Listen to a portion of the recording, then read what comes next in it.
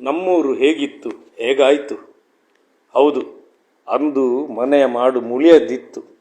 ಮುಳಿ ಮನೆಯಲ್ಲಿ ಮನೆ ಸೋರುತ್ತಿತ್ತು, ಮಳೆಗೆ ಮನೆ ಸೋರುತ್ತಿತ್ತು. ಕಜಿಪು ಮಾಡುವ ತೋಪುಗಳೇ ಅಂದು ಮನೆ ಅಟ್ಟದಲ್ಲಿ ರಕ್ಷಣೆ ನೀಡುತ್ತಿತ್ತು. ಮಣ್ಣಿನ ಗೋಡೆಯಲ್ಲಿ ಉದಲಿತ್ತು. ರಾತ್ರಿ ತಗುಲೆಯ ಕಾಟ ಇತ್ತು. ರಾತ್ರಿ ಗೋಡೆಗೆ ಚಿಮುಣಿ ಹಿಡಿದು ತಗುಲೆಯನ್ನು ಸರ್ವನಾಶ ಮಾಡುವ ದಿನವೊಂದಿತ್ತು. ನೆನಪುಗಳೇ ನೆನಪುಗಳು.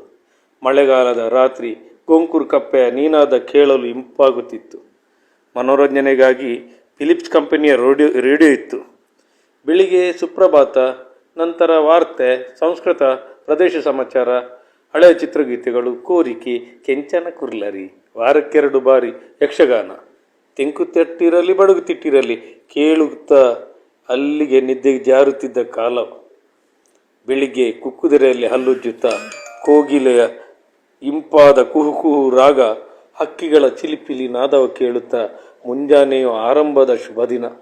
8 ಗ್ಲಾಸ್ ನೀರಿಗೆ 1 ಕೊಂಡೆ ಹಾಲು ಹಾಕಿ ಮಾಡಿದ ಚಾ, ಬೆಲ್ಲ ತರ ಹಾಕಿದ ಬಜಿಲ್ನೊಂದಿಗೆ ಹೊಟ್ಟೆ ತಣ್ಣಗಾಗಿಸಿದ ಸುದಿನ. ಬೆಳಿಗ್ಗೆ ಗಂಜಿ ಊಟ, ಉಪ್ಪಡ ಪಚ್ಚೀರು, ನೀರುಪ್ಪಾಡು, ಪೆಜೆಕಾಯಿ ಗೂಂಜಿ, ನುಂಗೇಲು ಬಜ್ಜಿ, ಇನ್ನಿತರ ಖಾದ್ಯಗಳು. ಗಂಜಿಯೊಂದಿಗೆ ಸವಿದ ನೆನಪುಗಳು. ಮಳೆಗಾಲದಲ್ಲಿ ಕೆರೆಂಗದ ಪೂಲು, ಕೆರೆಂಗದ ಹಪ್ಪಳ, ಪುಲ್ಕಟ್ಟೆ, ಕುಡುವರಿ, ಇದೇ ನಮ್ಮ ಫೇವರಿಟ್ ತಿನಸುಗಳು. ಮನೆಯಲ್ಲಿ ನೆಂಟರು ಬಂದರೆ ಮಾತ್ರ ಮನೆಯಲ್ಲಿ ಸಾಕಿದ ಒಂದು ಲಾಕಿಯ ಸಾರು, ಕೋರಿ. ಮನೆಯಲ್ಲೇ ಅಜ್ಜಿ ತಯಾರಿಸಿದ ರೊಟ್ಟಿ, ಕೋರೊಟ್ಟಿ. ಮುಂಚೆ ಕುಡುಕರಿಗೆ ಯಾವುದೇ ಬ್ರ್ಯಾಂಡ್ ಅಂತ ಇರಲಿಲ್ಲ. ಮನೆಯಲ್ಲಿ ಗೋಕುದ ಗಂಗಸರ ಇತ್ತು. ಅದರೊಂದಿಗೆ ಉಪ್ಪಳದ ಗಸಿ, ಅದರಲ್ಲೇ ಪಾರ್ಟಿ ಮುಗಿಯುತ್ತಿತ್ತು. ಮೊದಲ ಮಳೆಗೆ ರಾತ್ರಿ ಹತ್ತಿರದ ತೋಡಿನಲ್ಲಿ ದೆಂಜಿ ಹಿಡಿದು ಕೊಡಪಾನದಲ್ಲಿ ಹಾಕಿ ತರುತ್ತಿದ್ದರು ಅಜ್ಜಿ. ಮರುದಿನ ಅದೇ ಒಂದು ರೀತಿಯ ಸಂಭ್ರಮ, ಖುಷಿ. ಮೀನು ಸಹ ಅಪರೂಪ. 10 ರೂಪಾಯಿಗೆ ಒಂದು ತೊಟ್ಟೆ ಮೀನು 2 ದಿನಕ್ಕೆ ಸಾಕಾಗ್ತಿತ್ತು. ನುಂಗೇಲು ಮೀನು ಬೇರೆ ಇರ್ತಿತ್ತು. ಊರಿನಲ್ಲಿ ಯಕ್ಷಗಾನದ ಗಮ್ಮತ್ತು. ಮನೆಯವರೆಲ್ಲರೂ ಚಾಪೆ ಹಿಡಿದುಕೊಂಡೇ ಹೋಗುವ ಆ ದಿನಗಳು. ಒಡ್ಡೋಲಗ ಆಗುವ ತನಕ ಯಕ್ಷಗಾನ ನೋಡಿ ಮೈಸಾಸಿರೆ ಬಣ್ಣಗ ಲೆಕ್ಕಲ್ಲವೇ ಎಂದು ಗದ್ದೆಯಲ್ಲೇ ಮಲಗಿದ ಬಾಲ್ಯದ ದಿನಗಳು. ಯಕ್ಷಗಾನ ಮುಗಿದ ನಂತರ ಪ್ರತಿಯೊಬ್ಬರ ಕೈಯಲ್ಲಿ ಒಂದು ಕುರ್ಲುದ ಪ್ಯಾಕೆಟ್.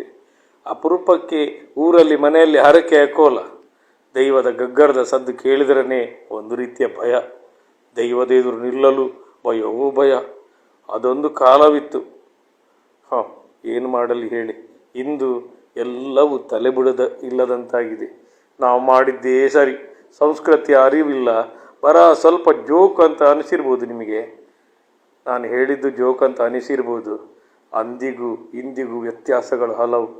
ಅಂದು ಅದರಲ್ಲಿದ್ದ ನೆಮ್ಮದಿ ಜೀವನ ಇಂದು ಅರಮನೆಯಂಥ ಮನೆಯಲ್ಲೇ ಇಲ್ಲ. ಮನದಲ್ಲಿ ಒಂದೊಂದು ತರಹದ ತಲೆನೋವು. ಎಷ್ಟಿದ್ದರೂ ನೆಮ್ಮದಿ ಇಲ್ಲ. ಅಂದು ಏನೂ ಇರಲಿಲ್ಲ.